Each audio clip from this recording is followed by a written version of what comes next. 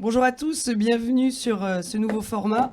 Comme on vous avait dit, donc le nouveau groupe régional, le groupe LIS, vous propose une conférence de presse numérique pour son lancement et interactive. Alors nous n'avons pas le quart d'heure lyonnais de retard, mais les 5 minutes pour que tout le monde puisse se connecter. Je laisse donc la parole à notre président, Stéphane Blanchon, président du groupe régional LIS, Liberté, Identité et Souveraineté. Merci Isabelle. Mesdames, Messieurs, merci de votre présence à cette conférence de presse commune annonçant la création d'un nouveau groupe au Conseil régional Auvergne-Rhône-Alpes. Le président de région, Laurent Wauquiez, a choisi de réunir l'Assemblée plénière budgétaire et la commission permanente par visioconférence sous prétexte de l'évolution de la situation sanitaire en France et plus particulièrement dans notre région. Malgré les différentes propositions qui lui ont été faites en conférence des présidents, comme la réunion en demi-jauge, l'exécutif est resté sur sa position, refusant même l'accès des bâtiments de la région aux visiteurs, y compris aux journalistes. Le fonctionnement exceptionnel est devenu la règle. Aussi, nous nous voyons contraints de réaliser cette conférence de presse à distance, en visioconférence, et nous nous excusons pour la gêne que cela peut vous occasionner. Nous serons naturellement ravis de vous rencontrer physiquement lors de prochaines occasions tout au long de notre mandat. À l'initiative de 4 élus régionaux issus des listes Rassemblement national, Isabelle Surplis, conseillère municipale à Saint-Chamond, Christophe Boudot, ancien président du groupe RN, Vincent Lecaillon et moi-même Stéphane Blanchon, nouvel élu dans cette assemblée, un nouveau groupe politique est officialisé lors de cette session budgétaire de la région. Ce groupe est né d'un constat et d'une volonté. Tout d'abord le constat.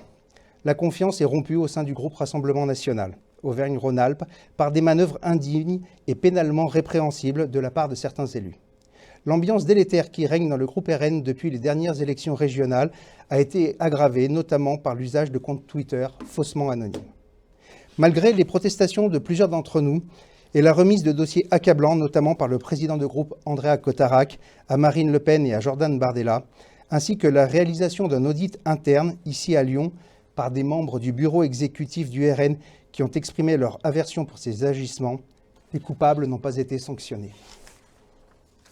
Pire, certains fautifs ont même été promus à des fonctions nationales.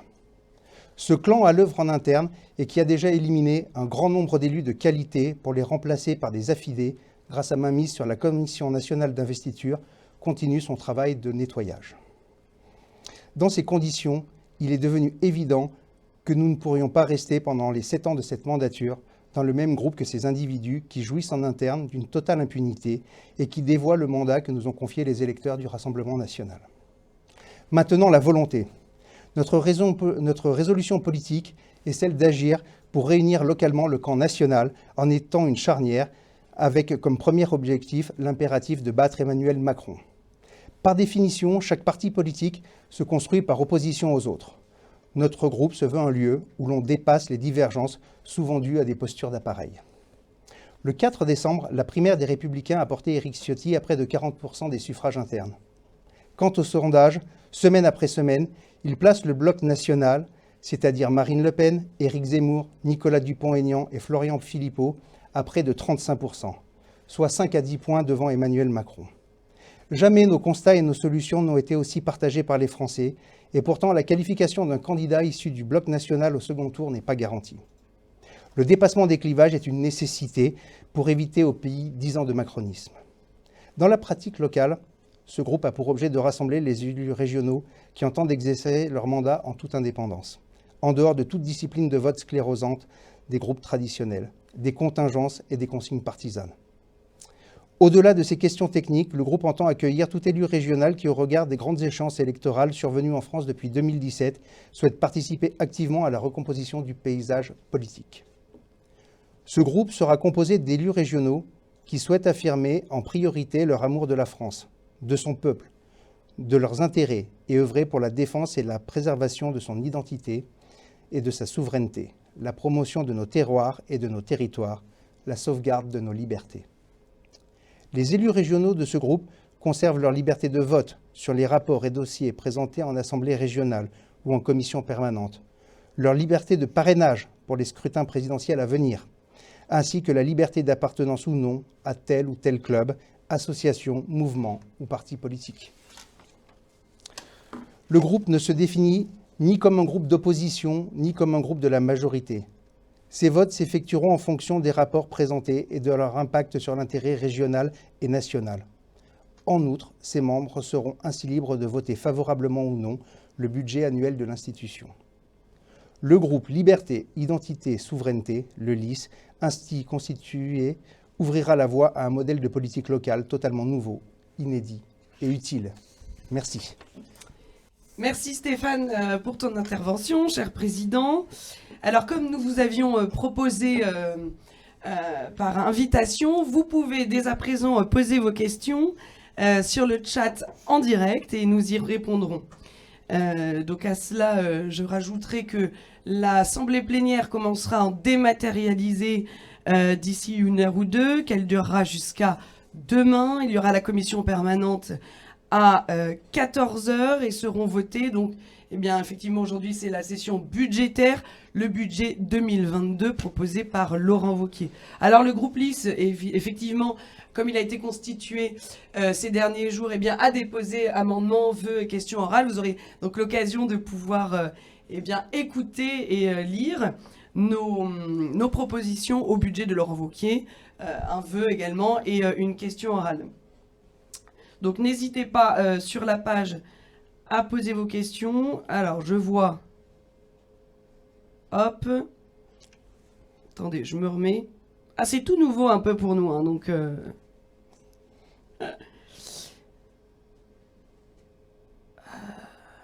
très bien. Est-ce que l'un de mes collègues aimerait rajouter quelque chose à cette conférence de presse un peu nouvelle pour nous?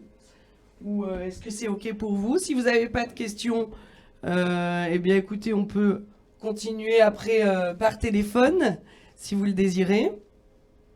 Et sinon, plus tard, sur la radio ou à la télévision, comme vous avez proposé, donc France 3.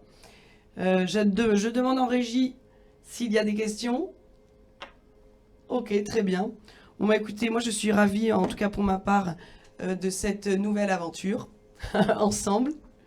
Et nous espérons nous revoir très vite, évidemment, en présence, car nous imaginons bien que cette situation est un petit peu pénible. Effectivement, hein, comme on a pu en parler avec Vincent, une assemblée plénière dématérialisée, eh bien, il n'y a pas le débat, il n'y a pas les offuscations de la gauche et des écolos. Il n'y a pas tout ça et c'est vraiment très dommage pour le débat. Alors, on me dit... Alors, attendez, ne bougez pas, j'ai une question. Si, il y a des questions. Alors... Ah, vous savez, la technique, très bien. Alors, première question. Qu'est-ce qui vous paraît si différent? Alors, question de Romain Mels. Qu'est-ce qui vous paraît si différent entre Laurent Wauquiez et Éric Ciotti? Cher président, je vous laisse la réponse. Eh ben, la réponse semble assez évidente. C'est le soutien à Valérie Pécresse. Éric Ciotti a été candidat au sein de la primaire républicaine. Il a très clairement marqué les difficultés qu'il pouvait avoir avec Valérie Pécresse en créant son mouvement à l'issue des primaires. Laurent Wauquiez n'avait pas l'air d'avoir les réticences d'Éric Ciotti pour adhérer assez directement au programme présenté par Valérie Pécresse. Je peux ajouter, si vous me permettez, qu'il faut se souvenir d'il y a quelques années que Valérie Pécresse était sortie des Républicains parce que Laurent Wauquiez avait imprimé une note trop à droite à ce parti. Elle y est revenue aujourd'hui. Aujourd'hui, Laurent Wauquiez soutient Valérie Pécresse. On note là toute l'hypocrisie de ce parti des Républicains. Très bien, nous avons une autre question. Ève Moulinier pour le Dauphiné libéré. Des plaintes ont-elles été déposées pour les agissements que vous dénoncez sur vos anciens collègues? Alors, on est concernés tous les deux, donc oui, je peux répondre. Alors, vous savez, le but du jeu n'étant pas de créer des problèmes à tout le monde, je pourrais personnellement déposer une plainte. En revanche, comme nous sommes dans une séquence présidentielle, je crains que ça n'aille trop loin. Donc, j'ai envie de dire que pour l'instant, je ne préfère pas aller dans cette voie-là, mais j'ai matière à le faire. Et si les choses évoluent dans ce sens, et que les menaces persistent, eh bien, je serai contraint de le faire, vous vous en doutez. Ensuite, autre question, Monsieur Cavaillès pour le Progrès. Bonjour Jean-Philippe. Y avait-il un problème initial venant de la composition des listes, me demande-t-on? Qui veut répondre à cette question? Peut-être en second. Alors, hop. Oui, alors y a-t-il un problème initial dans la composition des listes? Je reprends un peu ce qu'a dit Stéphane, c'est-à-dire que le souci sur Auvergne-Rhône-Alpes, c'est pour ça que ça a été prégnant chez nous, c'est qu'il y a à la Commission nationale d'investiture un personnage qui fait partie effectivement des gens avec lesquels nous ne souhaitons plus travailler et qui, par sa mainmise sur la Commission nationale d'investiture, a pu marquer de son empreinte les listes sur Auvergne-Rhône-Alpes et, à notre sens, faire des choix qui ne sont pas ceux qui auraient dû être faits pour le parti et pour la bonne tenue de nos conseillers, de notre conseil régional. Voilà. Merci Vincent. Le Dauphiné libéré, vous Moulinier, nous pose la fameuse question, et pourquoi pas Zemmour? Alors je vais laisser le président répondre à cette question. Comme on vous l'a dit à l'origine dans cette conférence de presse, chaque élu régional va conserver sa liberté. Je crois qu'aujourd'hui, le bloc national qui est aux alentours de 35%, personne ne peut prédire qui sera en tête et qui sera en capacité d'être au deuxième tour.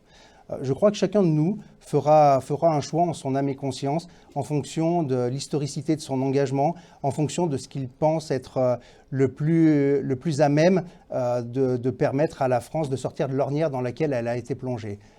Et là-dessus, chacun gardera sa liberté pour les parrainages et bien entendu sa liberté derrière pour aller mener campagne pour le candidat qu'il souhaite. Merci Président. Est-ce qu'il y a d'autres questions? N'hésitez pas, parce que nous avons encore très peu de temps. Après, effectivement, il y a la conférence de presse du président de région, Laurent Wauquiez. Vous pourrez, je fais une petite parenthèse sur la façon dont nous contacter. Évidemment, nous sommes des élus totalement accessibles. Nous avons une boîte mail, groupe.lys.aura@gmail.com. Nous avons une ligne directe qui s'affiche sur notre page Facebook. Nous avons également un compte Twitter. Et comme nous ne sommes pas encore de cette nouvelle génération Instagram, peut-être ça viendra.